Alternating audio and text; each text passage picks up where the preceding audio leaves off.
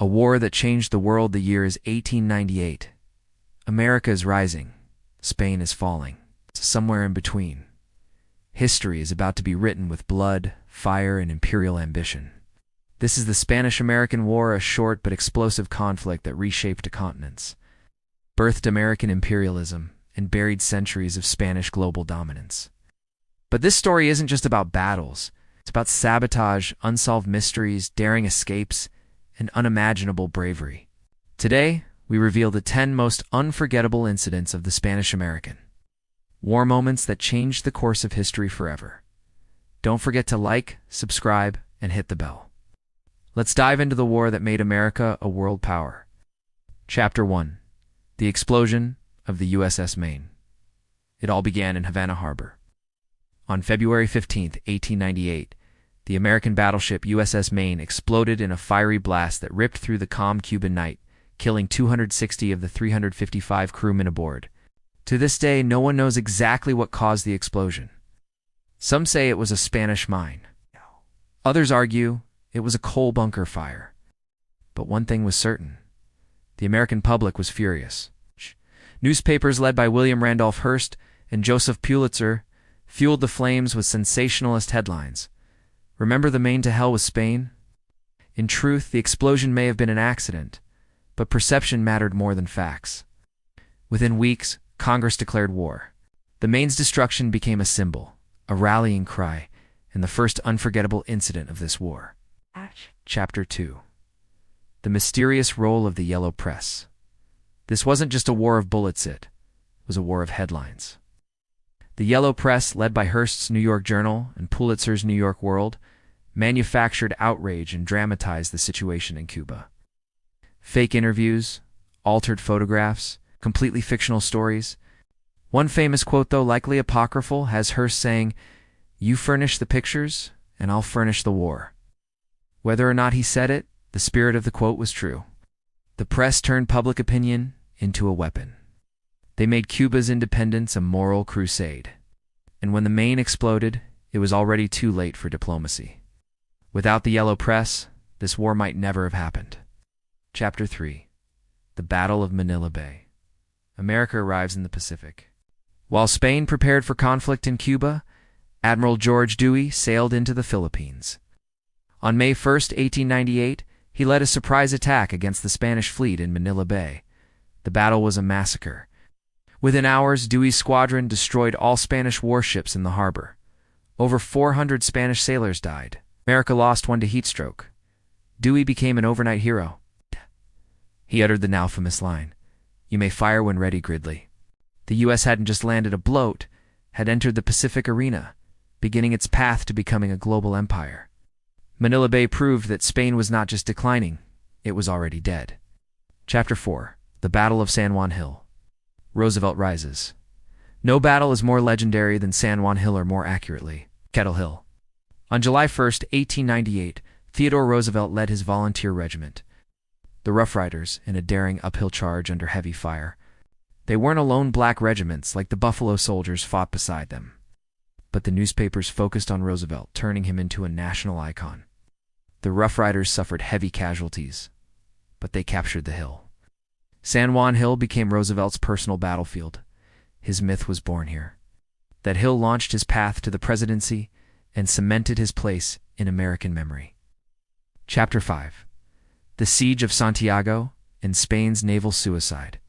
After San Juan Hill, all eyes turned to Santiago de Cuba, where the Spanish fleet was trapped. On July 3, 1898, Admiral Pascual Cervera made a desperate gamble. He tried to run the American blockade. It was a disaster. The Spanish ships were blown to pieces as they tried to escape. Fires lit the sea. Men leaped into the ocean. Within hours, Spain's Caribbean fleet ceased to exist. The siege of Santiago ended days later. It was the last major Spanish stronghold. When it fell, the war was effectively over. Chapter 6. The Machete Men of Cuba. Forgotten warriors long before America joined the war. Cubans had been fighting for freedom.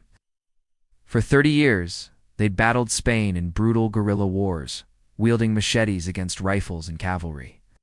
Men like Antonio Maceo, the Bronze Titan, were legends in Cuba.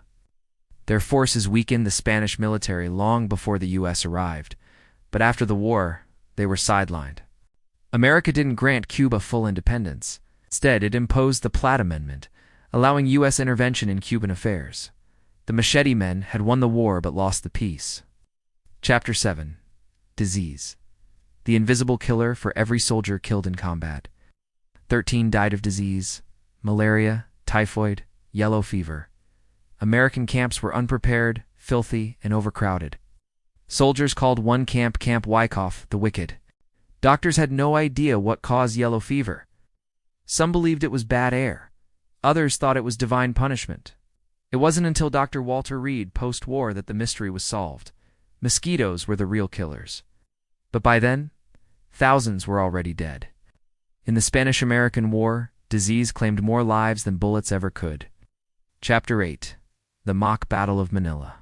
A staged surrender on August 13, 1898, U.S. forces launched an attack on Manila, the Philippine capital. But the Spanish had already secretly agreed to surrender to the Americans, not to Filipino revolutionaries. The battle was staged. Gunfire was exchanged, but the Spanish aimed high. Filipino troops were kept outside the city. Why? Because America had no intention of giving the Philippines to the Filipinos. The revolutionaries were furious. Their betrayal would lead to the Philippine-American War, a brutal conflict that killed hundreds of thousands.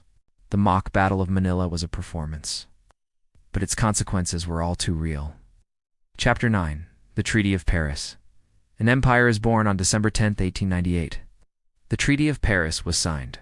Spain ceded Puerto Rico, Guam, and the Philippines to the United States. Cuba was promised independence, but remained under U.S. control. For $20 million, America bought the remnants of a dying empire, created one of its own. Not everyone was happy. Mark Twain, a vocal critic, wrote, "We do not intend to free, but to subjugate. There must be two Americas, one that sets the captive free and one that captures them." The treaty marked the end of Spain's empire, the beginning of America's. Chapter 10. The Forgotten War that defined a century today. The Spanish-American War is often forgotten, overshadowed by the world wars that followed, but its impact was massive. It marked the start of American imperialism, the decline of European colonial power, and the betrayal of independence movements across the world. It launched Theodore Roosevelt to the presidency. It created American bases in the Caribbean and Pacific that still exist today. And it was the first war shaped by media, where perception mattered more than truth. The Spanish-American War was short, just 10 weeks, but it cast a long shadow. It was the war that changed America forever. Which moment shocked you the most? The mystery of the USS Maine, the betrayal in Manila, or the Rough Riders' fearless charge? Drop your thoughts in the comments.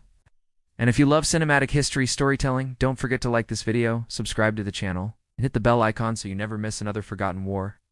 This is EmpireX Dark World History Channel, bringing history back to life one story at a time. Till next time, remember, empires fall but history never dies.